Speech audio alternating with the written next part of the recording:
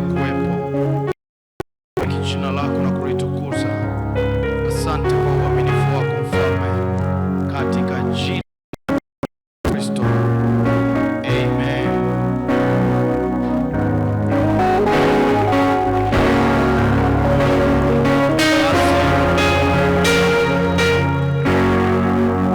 Naomba kama ilivyo ada, geukia watu watano wasalimie. Ufunuo wa Yohana katika kisiwa cha Patmo, sura ya ngapi? Ya 10, si ndivyo? Bwana asifiwe. Haya, karibu msomaji wetu. Biblia inasema, kisha nikaona malaika mwingine mwenye nguvu akishuka kutoka mbinguni, amevikwa wingu na upinde wa mvua juu ya kichwa chake, na uso wake ulikuwa kama jua, na miguu yake kama nguzo za moto. Na katika mkono wake alikuwa na kitabu kidogo kimefunguliwa. Akaweka mguu wake wa kuume juu ya bahari, nao wa kushoto juu ya nchi. Bwana asifiwe. Amen. Haleluya. Amen. Mguu mmoja uko wapi? Juu ya bahari na mmoja juu ya nchi. Shai kuona kiumbe wa namna hiyo? Na malaika mwingine. Amen. Watafiti wengi wa theolojia wanaamini mtu huyo ambaye anaitwa malaika mwingine ni Bwana wetu Yesu Kristo. Na miguu ile alikuwa anaonesha utawala wake. Yeye anatawala. Bwana asifiwe. Anatawala bahari na anatawala nchi kavu. Anatawala kila kitu. Haleluya.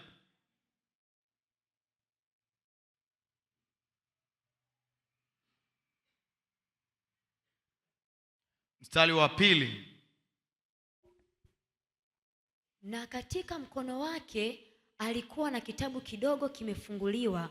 Akaweka mguu wake wa kuume juu ya bahari, nao wa kushoto juu ya nchi. Kitabu kidogo, tutakiongelea hicho kitabu kidogo. Naye akalia kwa sauti kuu kama simba angurumavyo, na alipolia zile ngurumo 7 zikatoa sauti zao. Ndiyo. Hata ngurumo 7 zilipotoa sauti zao, na alikuwa tayari kuandika. Nami nalisikia sauti kutoka mbinguni ikisema, yatie muhuri maneno hayo yaliyonenwa na hizo ngurumo 7, usiyaandike. Usiyaandike. Kwa hiyo maneno yaliyonenwa kwenye hizo ngurumo 7 hayajaandikwa, hayamo kwenye kitabu hiki, kwa sababu aliambiwa usifanyaje?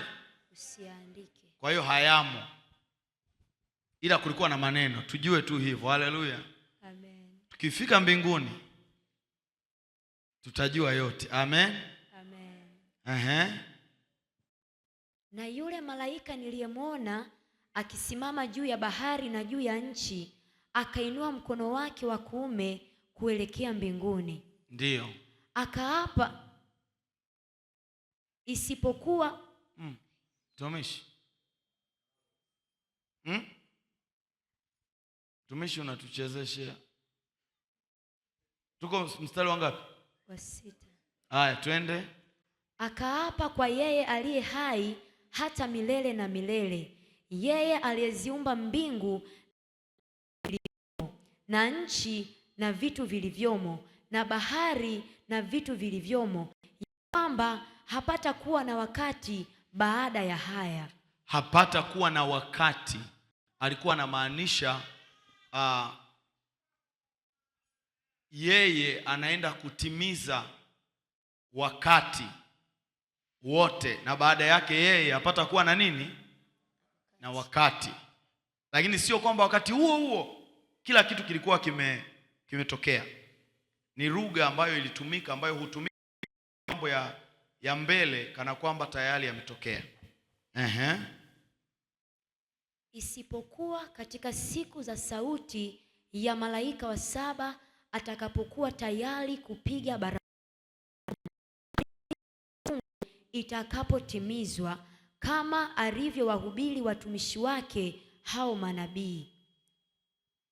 Na sauti ile niliyoisikia kutoka mbinguni ilinena nami tena ikisema, enenda ukakitwae kile kitabu kilichofunguliwa katika mkono wa yule malaika aliyesimama juu ya bahari na juu ya nchi. Aliyeambiwa enenda sasa hapa ni Yohana, mtume Yohana.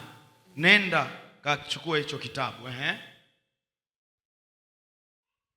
Nikamwendea malaika yule nikamwambia kwamba anipe kile kitabu kidogo. Akaniambia, kitwae ukile. Akaniambia kitwae, fanyaje?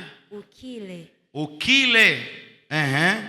Nacho kitakutia uchungu tumboni mwako, bali katika kinywa chako kitakuwa kitamu kama asali. Utakumbuka maneno haya kama unaandika. Maneno haya yametajwa pia kwenye Ezekiel sura ya 2 na sura ya 3. Hivi. Ezekiel sura ya 2 na sura ya ngapi? Na sura ya 3. Nikakitwaa kile kitabu kidogo katika mkono wa yule nikakila, nacho kikawa kitamu kama asali kinywani mwangu, na nilipokwisha kukila tumbo langu likatiwa uchungu. Anasema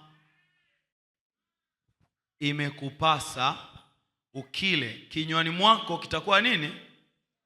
Kitamu kama asali, si ndivyo? Ndio. Lakini tumboni mwako kitakuwa na nini? Uchungu. Maana yake umebeba ujumbe ambao upande mmoja ni baraka, lakini upande mwingine ni mauti. Ujumbe huo, Bwana Yesu atusaidie sana. Amen. Na ujumbe huo ni kurudi kwa Bwana wetu Yesu Kristo, ambao upande mmoja kwa wale ambao wanaula ule ujumbe, maana yake wale watu waliokolewa, wale watu wanaomuishia Mungu, ujumbe huo ni wa mzuri na ni wa baraka, kwa sababu anamwambia bwana harusi kwamba njoo, kwa sababu tayari wao wamejiandaa. Lakini ujumbe ule ni mchungu sana, kwa sababu wewe ukiwa mbinguni, mama yako mzazi atakuwa anachomwa moto, baba yako mzazi atakuwa anachomwa moto, kazi yako atakuwa anachomwa moto, yule mtu uliyesoma naye atakuwa anachomwa moto, yule mtu ambaye unakaa naye, yule unayepiga naye story atakuwa anachomwa moto. Kwa hiyo hii furaha itakuwa ina mchanganyiko. Unawezaje kuwa na furaha kamilifu wewe uko mbinguni, mjomba wako anachomwa moto, analia? Mnakumbuka wakati ule wa yule nani alikuwa Lazaro pamoja na nani? Na tajiri. Lazaro yuko upande mwingine, lakini anamuona mwenzie kule, na yule mwingine anamuona Lazaro kule anapokula good time. Mmenielewa? Anamuona mwenzie anakula good time, yuko pale ametulia kwenye kifua cha Ibrahim, na anaona Ibrahim anajiona yeye anavyopata joto, moto unawaka, anateketea. Bwana Yesu atusaidie sana. Haleluya. Sasa uchungu wa huo ujumbe na utamu wa huo ujumbe uko katika hapa. Utamu kwa sababu wewe kama ukijitunza unaingia mbinguni, lakini unao wapendwa wengi, watu wengi ambao wamekuzunguka, watu wengi ambao bado hawajampa Yesu maisha yao. Wakati wewe ukiwa utamu wa Yesu, wale ndugu zako wanachoma moto, na unawaona kabisa, yule ndio mdogo wangu, yule ndio kaka yangu, yule moto unawaka, analia. Wengine mtoto wako kabisa wa kuzaa, wewe umemake it, mtoto wako wa kuzaa yuko pale anachomwa moto, chomwa moto, baba nisaidie, amna. Wengine anasema watakuwa wawili wamelala, mmoja atwaliwa, mmoja afanyaje? Aachwa. Mpenzi wako, mke wako kabisa, anachomwa, au nani? Mume wako. Yeye alikuwa anazingua zingua, yeye hapendi mikesha. Wengine wanakesha, yeye analala, chomwa. Mume wako hapendi ibada, anaona ibada mzigo, afanyaje? Choma. Hiyo ni furaha kweli kamilifu? Wapendwa, hiyo ni furaha kamilifu? Jamani, hiyo itakuwa ni furaha kamilifu?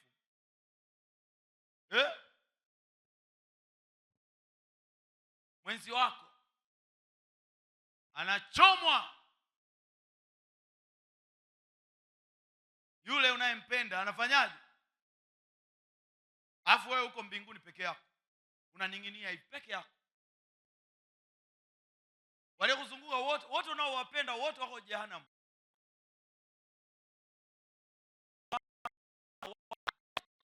Kwa sababu ulikuwa uwaambia habari za Yesu. Sababu tulikuwa nasema tuna Jumapili ya uinjilisti wa kirafiki ya uhaliki.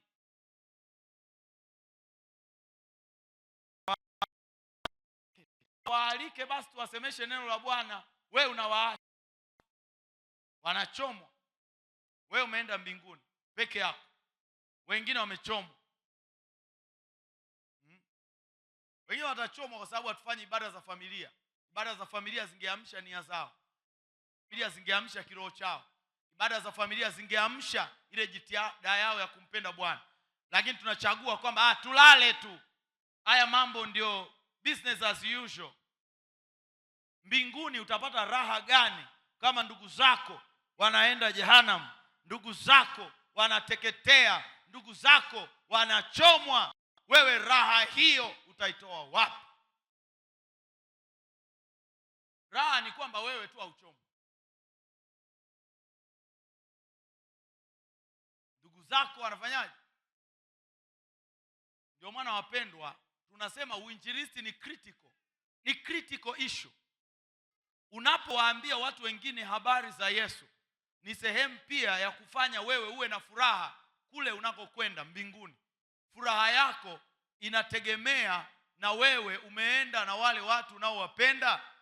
Hii tupe jitihada ya kimakusudi ya kuwaambia watu waliotuzunguka habari za Yesu, ya kwamba sitakuwa na furaha kama wewe hautakuwa mbinguni, kama wewe hautakuwa pamoja nami, kama wewe hautaenda pamoja nami. Jamani, Bwana asifiwe! Bwana asifiwe! Wapendwa, watu ambao hawajaokolewa, haijalishi wapo Mwanga Msufini, wako TAG, wako Pentecosti, wako sijui nini, kama hajaokoka maana yake hawezi kumake it. Mtasema tu tuliimba naye kwaya lakini amekwama, tulicheza naye lakini amekwama, tulifanya hiki lakini amekwama. Utakuwa na furaha? Mpenzi wako ulilala naye miaka 40, kakwama. Mama yako alikuhudumia sana, kafanyaje? Kakwama. Classmate ambaye mlikuwa mnasoma naye, hata naye wote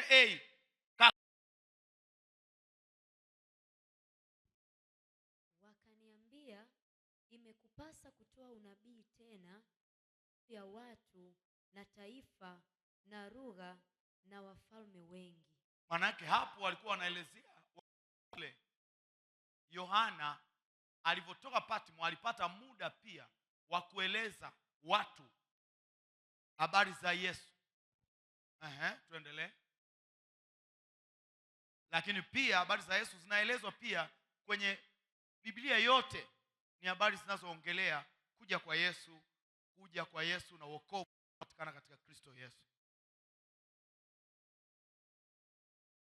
Nikapewa mwanzi kama fimbo, na mmoja akaniambia, inuka ukalipime hekalu la Mungu na madhabahu na hao wasujuduo humo. Na behewa iliyo nje ya hekalu uiache nje, wala usiipime, kwa maana mataifa wamepewa hiyo, nao wataukanyaga mji mtakatifu miezi 42. Miezi 42 ni miaka 3.5. Katika miaka 3.5 Yerusalemu itanajisiwa na watu wa mataifa, itafanyiwa vitu vyote ambavyo sio sawa. Kutakuwa na uharibifu mkubwa na mambo mengi, machukizo mengi yatafanyika katika mji wa Yerusalemu, na baadhi ya Wayahudi watajiunga katika kuchafua ule mji wa Yerusalemu, lakini Mungu atakuwa amebakiza mabaki fulani. Ndio ile anasema atapima eneo ambalo litakuwa limebaki, ni eneo dogo katika ile hekalu zima. Litapimwa ni patakatifu na patakatifu pa patakatifu. Jamani, Bwana asifiwe. Nami nitawaruhusu mashahidi wangu 2, nao watatoa unabii siku 1260, hali wamevikwa magunia. Siku 1200 na ngapi? Siku 1200 na ngapi? Ni muda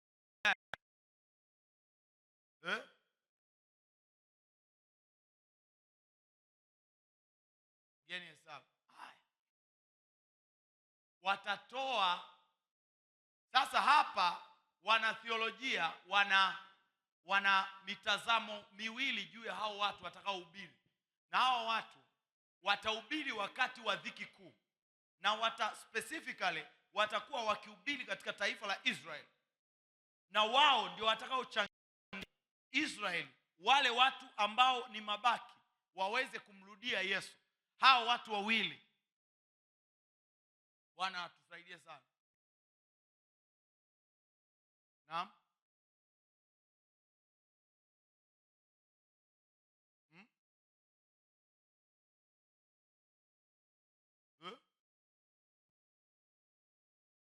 Ni miaka 3.5.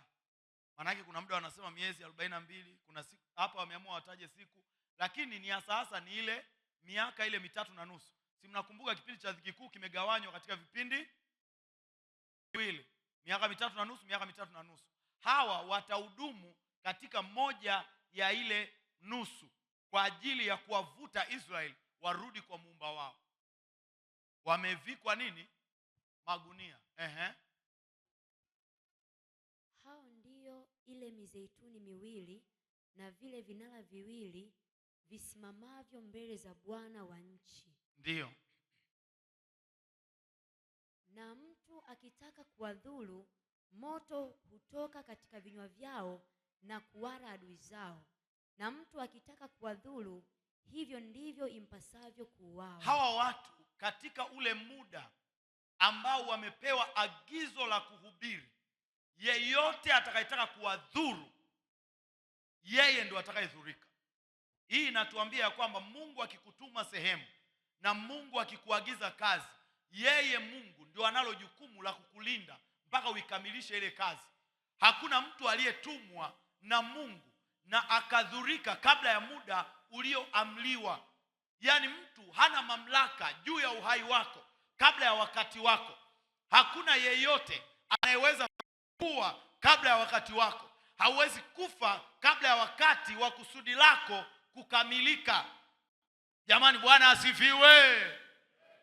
Kwa hiyo uwe na amani, ila kusudi lako likiisha wanakuchinja hivi kama jogoo.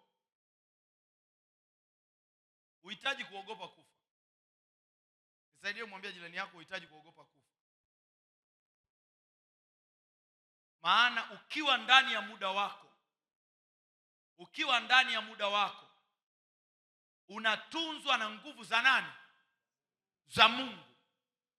Hawa watu aliyetaka kuwadhuru hawa watu, ndani ya vinywa vyao ulitoka moto, uliwateketeza wale wote waliotaka kuwadhuru. Wao wakawa wanaendelea na kuchapa gospel, chapa injili, chapa injili, chapa injili. Hao wana amri ya kuzifunga mbingu ili mvua isinyeshe katika siku za unabii wao. Yaani hawa, umeona sasa, Namjua nani alikuwa na tabia ya kufunga mbingu? Kwa hiyo wanatheolojia wengi wanasema moja ya wahubiri hawa ni Elia atarudi. Na moja ya sababu moja wapo, tabia zinazotajwa hapa na tabia za Elia zinafanana. Lakini mbili ni kwa sababu wanasema Elia alipaa akiwa na mwili wa uharibifu. Kwa hiyo itabidi arudi afe, ule mwili wa uharibifu muachie. Kwa sababu Elia sio kwamba aliuvua mwili. Hakuvua. Huu mwili wa uharibifu alinyoka nao. Alinyoka na huu mwili. Aliacha nguo tu. Kwa sababu hata sisi tutakaponyakuliwa, hatutanyakuliwa na hii miili. Anasema kufumba na kufumbua tutabadilishwa. Miili hii itabadilishwa. Kwa sababu ili uende kule juu, ni lazima upewe miili mingine. Kuna miili ya mbinguni na miili ya duniani. Si ni sawa jamani? Lakini Elia alipaa na hii miili, huu mwili. Kwa hiyo wanasema nani anapenda kufunga mbingu? Atakuwa Elia. Wanasema inawezekana huyo ndo akawa mhubiri mmoja wao. Alikuwa katika wakati wake kwa neno lake. Unajua kuna manabii wanatakiwa kumsikia Mungu ili waseme. Alafu kuna manabii wao wanasema wanachojisikia na kinakuwa. Walipewa mamlaka ambayo wao wanacheza nayo wanavyojisikia wao. Katika wakati wa unabii wao, wakisema inyeshe, hainyeshi, yani hawahitaji kusikia Bwana asema waambie watu wao mvua itanyesha. Anasema leo, kuanzia leo itanyesha. Anaamua tu leo na wakomesha. Leo hainyeshi. Wewe ungependa kuwa nabii wa aina ngapi? Ya kwanza, ya pili? Bwana asifiwe. Bwana asifiwe. Nao wana amri juu ya maji kuyageuza kuwa damu na kuipiga nchi kwa kila pigo kila watakapo. Nani alikuwa anapenda kugeuza maji mara yawe damu? Musa. Kwa hiyo kuna school of thought, kuna shule moja wanafikiri watu hawa au wahubiri hawa ni Elia na Musa au ni shule moja. Kwa sababu wanasema wana mambo yao, zile swaga zao zile ndio hizi zinaonekana hapa. Na wanasema kwamba ndio sababu walitokea pamoja na Kristo kwenye ule mlima. Musa alitokea upande huu. Musa alikuwa anawakilisha Torati, Elia anawakilisha manabii. Hiyo ni shule moja. Shule nyingine wanasema watu hao wawili, katika shule zote Elia yumo ndani. Wanasema sisi tunaamini ni Elia, lakini wa pili tunayemwamini kwamba huyo ni mhubiri wa pili ni Enoko. Sababu naye Enoko akufa, naye alinyoka akiwa na miili hii ya uharibifu, alinyoka. Kwa hiyo inabidi arudi tena ahubiri injili, halafu naye afe. Sasa vyovyote itakavyokuwa, kutakuwa na wahubiri wawili. Bwana asifiwe. Kutakuwa na wahubiri. Hao wahubiri watahubiri katika Israeli, sio katika mataifa, kwa sababu mataifa itakuwa closed.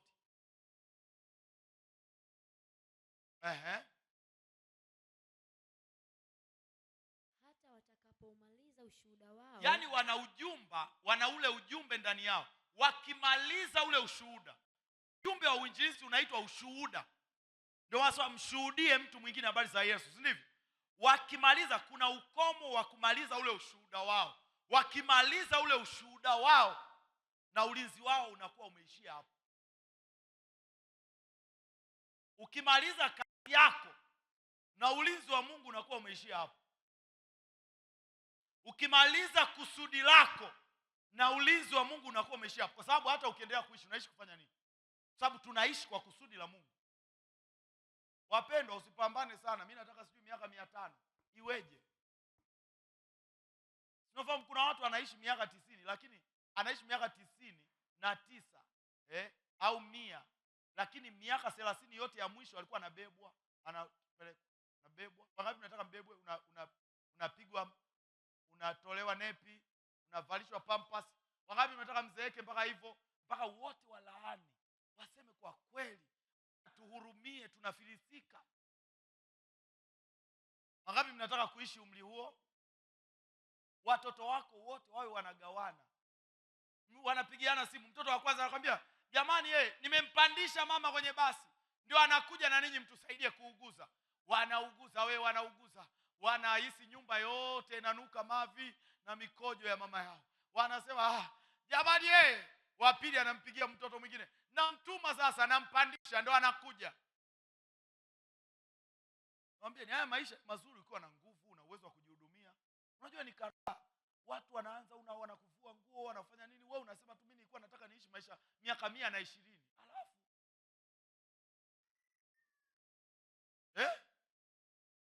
thamani ya maisha haya ni kusudi la Bwana. Kusudi la Bwana likiisha, uwe na amani tu. Umenielewa? Hezekia kusudi la kuishi kwake lilikuwa limeisha, akakata rufaa na Bwana akamsikia. Katika wakati ule wa rufaa hakuna kitu hata kimoja Hezekia alikifanya cha maana.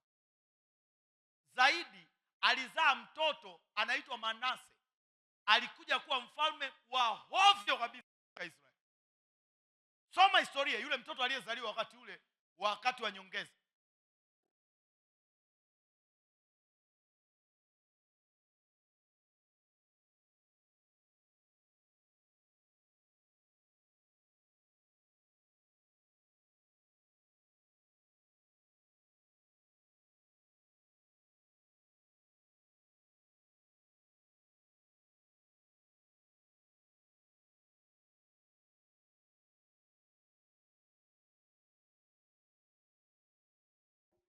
Yesu akiwa mwana wa Mungu aliishi miaka mingapi wapendwa? 33.5. Na alikuwa amekamilisha kusudi lake, na hakulalamika na hakutaka maisha ya zaidi. Alisonga, alienda kwa furaha, kwa sababu sio idadi ya miaka uliyoishi duniani, ni kiwango cha athari ulioisababisha kwa kuwepo kwako duniani. Umepiga kazi kiasi gani? Na ndio maana wapendwa, usijibakize. Usimtumikie Mungu wa kujibakiza ukiwa unafikiri hivi wewe una maagano na Mungu kwamba utaishi miaka mingapi mbele. Wangapi wanajua utaishi miaka mingapi mbele? Nani anajua ataishi miaka mingapi mbele? Wengine wanafikiri nitaishi, nitaoa, nitafanya nini, nitazaa watoto, mtoto wa kwanza, mtoto wangapi, nitaenda kwenye harusi zao. Nani kakwambia? Nani amekwambia mpendo? Yesu anaweza akarudi ujafanya hata moja. Kesho sio ya kwako. Ya kwako ni leo. Leo hii mtumikie Mungu kwa nguvu zako zote. Leo hii fanya kazi ya Bwana kwa nguvu zako zote. Leo hii jitakase kwa nguvu zako zote. Ya kesho wapendwa hatuyajui.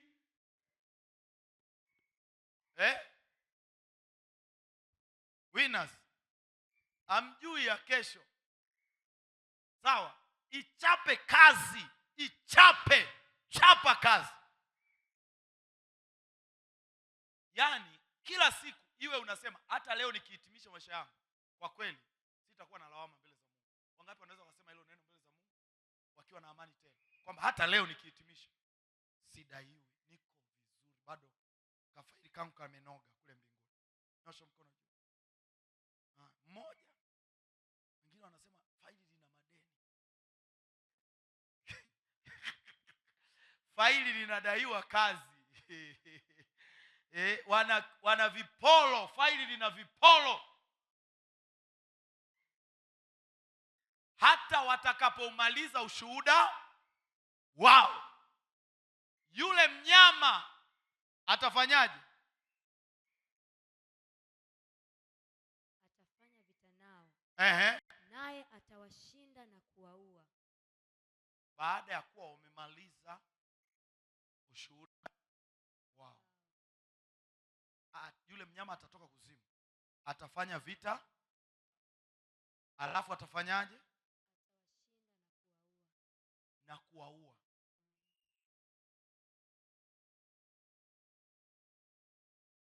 Kwa nini wameuawa? Kwa sababu kusudi limefanyaje? Sio kwamba Mungu amepoteza uweza wake. Kusudi lao la kuwepo kwao limekamilika. Jamani, Bwana asifiwe. Mtu wa Mungu hawezi kunyonyolewa tu hivi hivi, hawezi.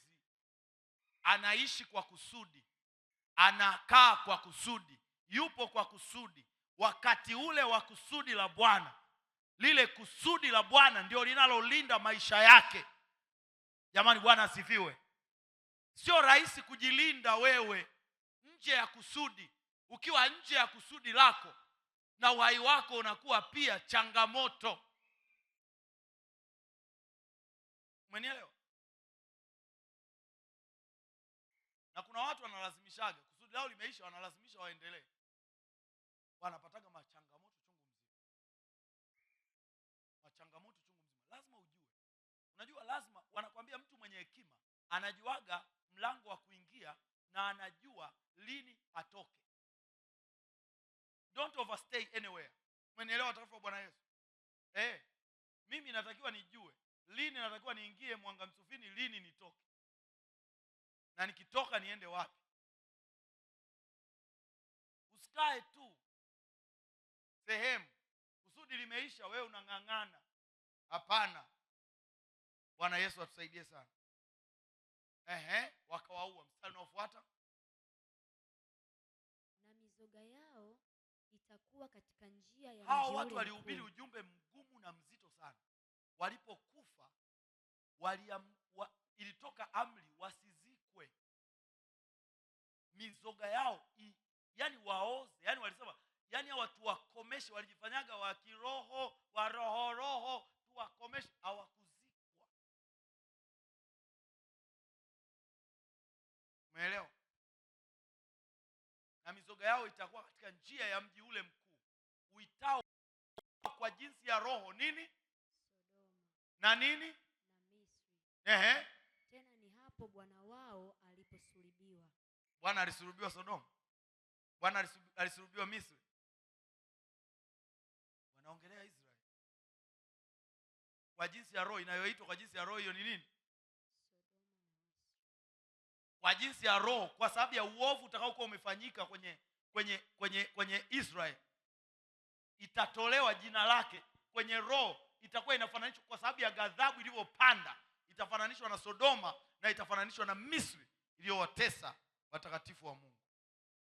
Jinsi ya roho, jina la jinsi ya roho ambako Bwana wao alisulubiwa. Sijui mnaelewa hayo madude?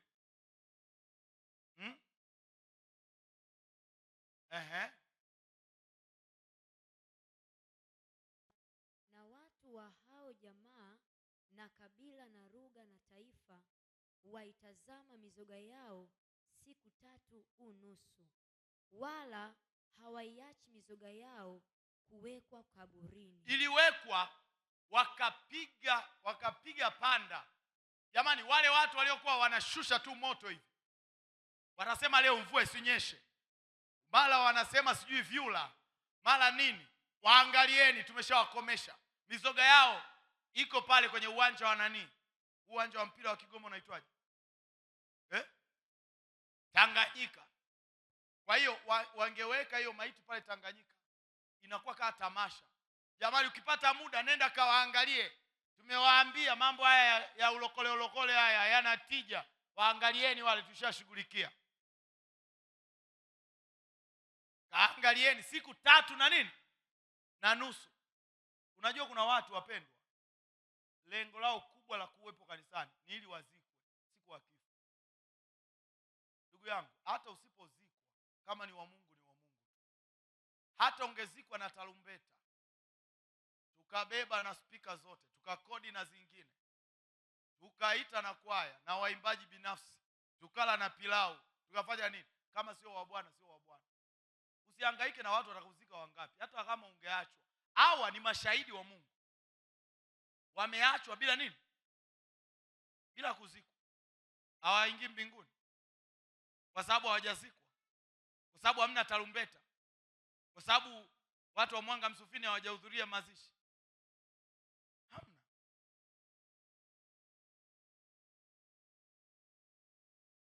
Usihangaike na hayo, hangaika na Yesu. Bwana asifiwe sana. Sihangaike na maziko, hangaika na Yesu.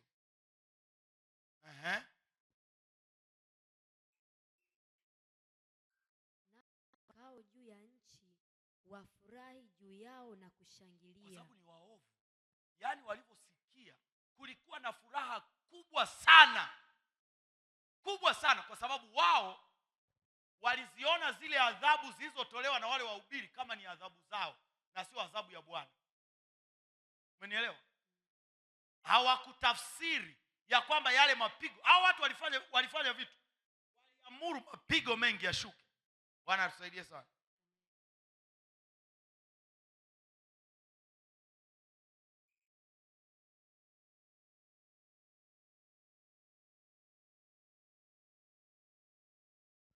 Bwana asifiwe.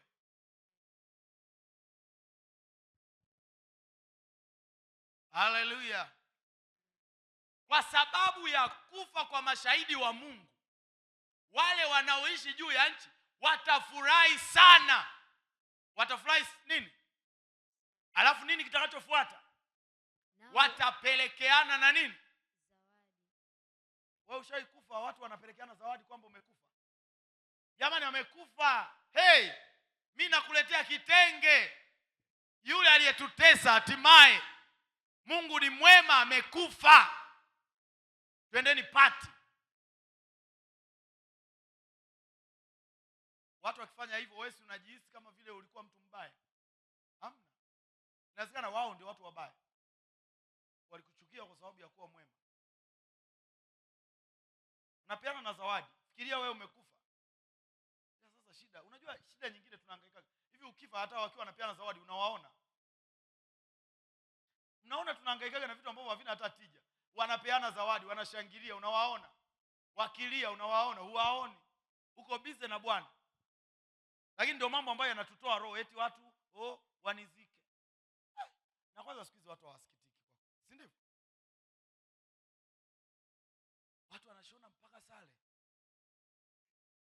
Yaani unajua misiba siku hizi ni ya maajabu. Zinachaguliwa sale za gharama, zinatolewa Dubai. Sale ya mazishi Dubai. Halafu watu sasa ile siku yenyewe kabisa ile sasa ya kuzika, watu wanashinda saluni kuanzia saa 12 mpaka saa 5. Huyo ndio mke wa mfiwa. Anatengenezwa makeup. Unapaka sijui makeup sijui ya wapi, ya Indonesia au ya wapi. Kwa hiyo ile siku sasa ndio anatoa sasa maneno yake ya mwisho. Mume wangu alikuwa mtu mzuri, alikuwa ananipenda mume wangu ananipenda. Ndugu yangu, wewe unajipenda wewe mwenyewe tu hii dunia. Hivi kweli wewe mtu una huzuni kweli? Mtu una huzuni wewe unaenda kabisa unaenda kufanya sijui wanakupiga. Yanaitwaje yale majamani? Nisaidieni wale mnaoendaga saluni. Foundation ni nini? Nini sijuaje hata nini kinakaa wapi. Jamani, au hamuonaji? Hamuoni? Yaani unaona kabisa huyu mtu kapigwa na makeup imekaa. Na wanja amecholwa leo. Lakini yeye ndio mfiwa namba 1. Huyo walichobakiza hao sikupeana tu zawadi. Na bia zinanywewa, si ndivyo? Misiba sasa mtu anaulizwa unakunywa Kilimanjaro au nani? Wanalewa mpaka akili zinaweuka mle ndani, wanaweuka. Wako wanasema eti wanakuombolezea wewe.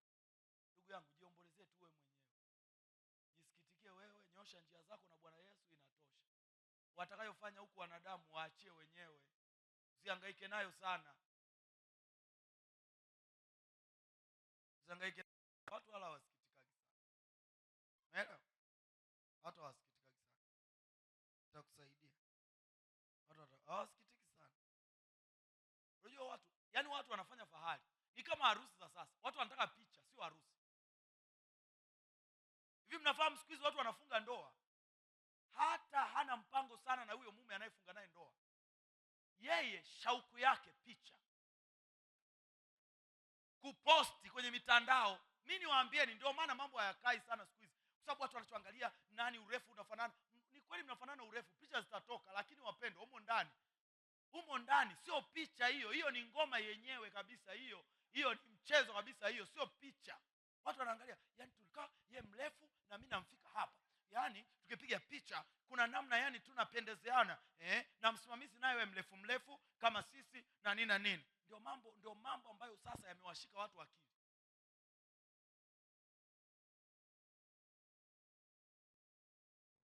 Eti hatuendani. Ndugu yangu, huyo unayefikiria muendani ndio unaweza kukuta akakupa amani maisha yako yote kwa na utulivu. Nataka kuendana ubaki na moto. Wala usionekane hauendani lakini una amani yako, si ndivyo? Wewe unataka kuendana kwa sampuli gani? Yaani watu wakishamaliza, ndio maana ugomvi unaanzaga honeymoon. Kwa sababu picha tayari zimeshapigwa.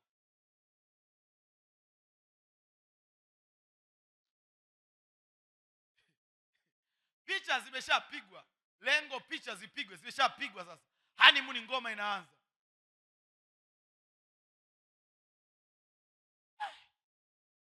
Wapendwa. Kizazi. Yesu alikihitaji kizazi. Kizazi. Wanataka picha. Yaani picha kweli. Yaani ile harusi yote mwenzio anachotaka pale ile fahari. Ameingia pale ukumbini, yeye peke yake ndo ana gauni, yani gauni lake yeye alijawahi kutokea Kigoma.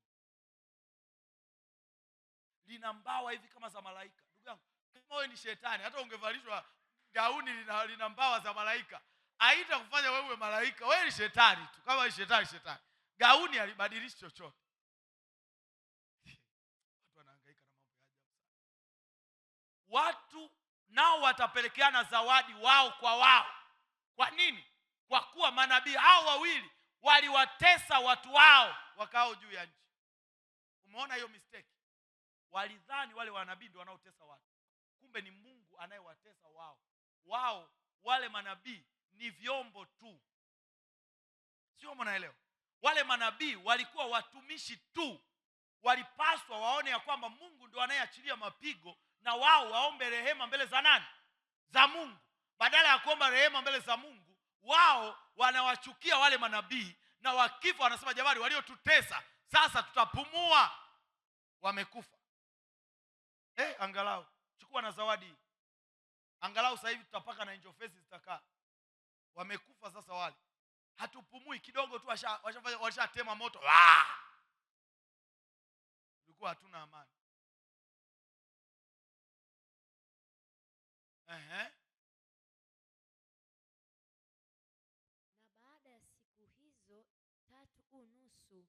Roho ya uhai itokayo kwa Mungu ikawaingia, wakasimama juu ya miguu yao, na hofu kuu ikawaangukia watu waliowatazama.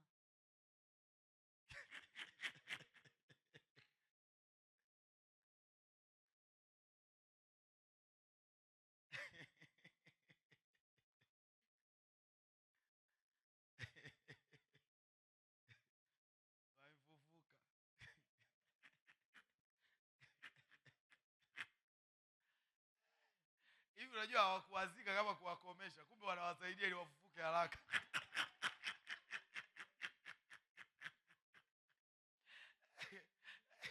Sasa si bora wangewachimbia futi 100. Wangeweka huku jeneza lishuke sana.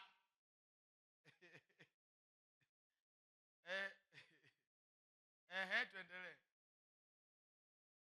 Wakasikia sauti kuu kutoka mbinguni ikiwaambia, pandeni hata huku. Wakapanda mbinguni katika wingu, adui zao wakiwatazama.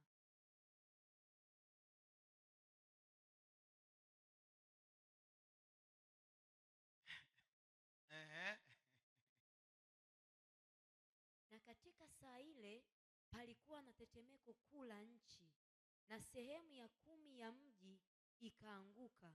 Wanadamu 7,000 wakauawa katika tetemeko lile, na waliosalia wakaingiwa na hofu, wakamtukuza Mungu wa mbingu.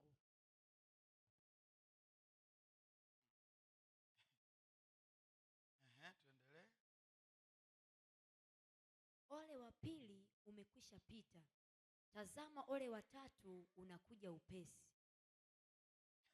Hiyo ni ole hii.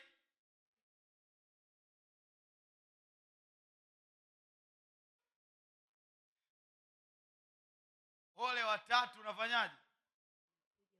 Unafikiri utakuwa unafananaje ole wa tatu? Yaani hapo bado ni kupasha hii.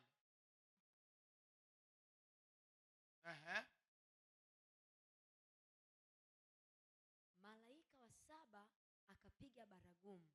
Sasa huku tuache. Huku tusiende. Kesho. Jamani, Bwana atusaidie sana. Niwaambieni wapendwa,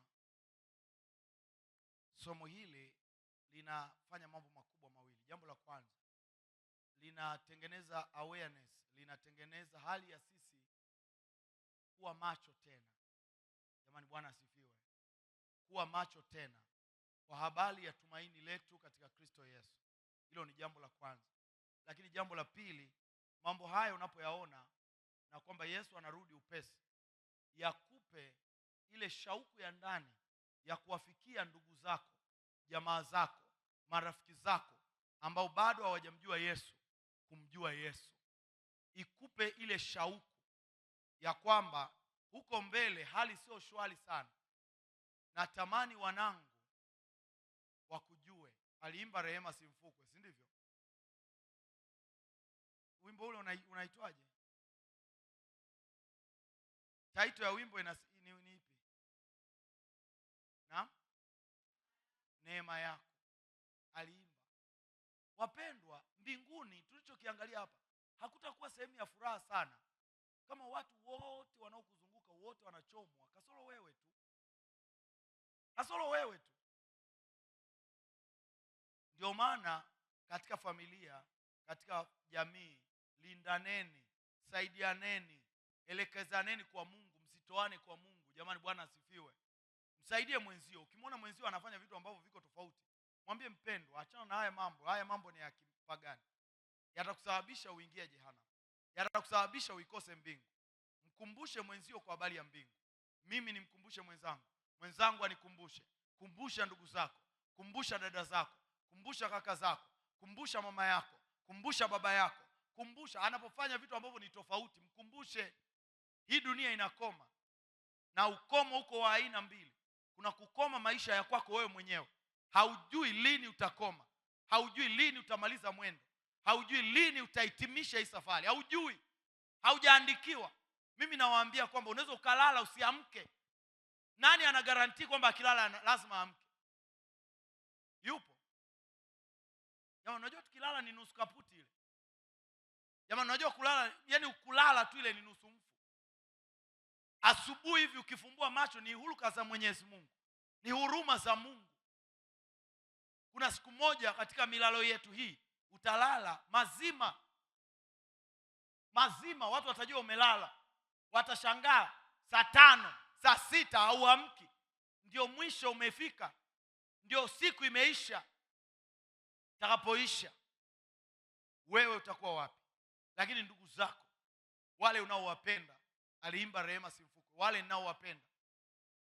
Umenielewa? Kama kweli tunawapenda. Unajua niwaambieni wapendwa, tumeishi kwenye namna ya kuchanganya, ya kuwa vuguvugu kiasi kwamba hatuoni tofauti kati ya mtu aliyeokoka na asiyeokoka. Kwa hiyo tunafikiri wale ndugu zetu ambao hawajaokoka wako salama, kwa sababu hata sisi wenyewe hata hatujielewi tuko wapi, tuko eneo gani, tumeokoka au hatujaokoka. Maisha yetu na maisha yao yanafanana, hatuoni tofauti. Tuna tofauti wapendwa. Na wewe endelea kujitakasa, na mimi niendelee kufanyaje? Bwana Yesu atusaidie sana. Bwana Yesu atusaidie sana. Bwana Yesu atusaidie sana. Yeah. Mungu wa mbinguni akubariki. Mungu wa mbinguni akubariki. Aiuishe nia yako tena katika jina la Yesu. Akusogeze katika moyo wake tena katika jina la Yesu. Moyo wako ujisikie kumpenda yeye kwa upya katika jina la Yesu. Moyo wako ujisikie kumwandama yeye tena katika jina la Yesu. Wapendwa, tusimuandame Yesu kwa sababu ya chochote, kwa sababu ya magari, kwa sababu ya kupata baraka, kwa sababu ya kupata watoto, kwa sababu ya kupata mume, kwa sababu ya kupata mke. Hizo sio sababu za msingi za kumfuata Yesu. Tumfuate Yesu kama Yesu.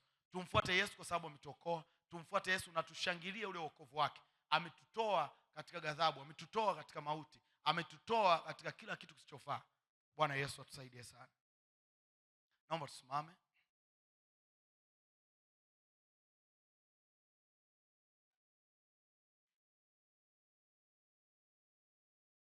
Weka mikono yako kwenye kifua chako. Sema, Bwana Yesu, mimi ninakuja mbele zako. Ninakuomba nisaidie nikupende wewe bila kuwa na kitu kingine ninachokishikamanisha nacho. Nisikupende wewe kwa sababu ya uponyaji. Nisikupende wewe kwa sababu ya vitu. Nikupende wewe kwa sababu ulinipenda. Nikupende wewe kwa sababu ulinifia ili mimi nisipatikane na adhabu.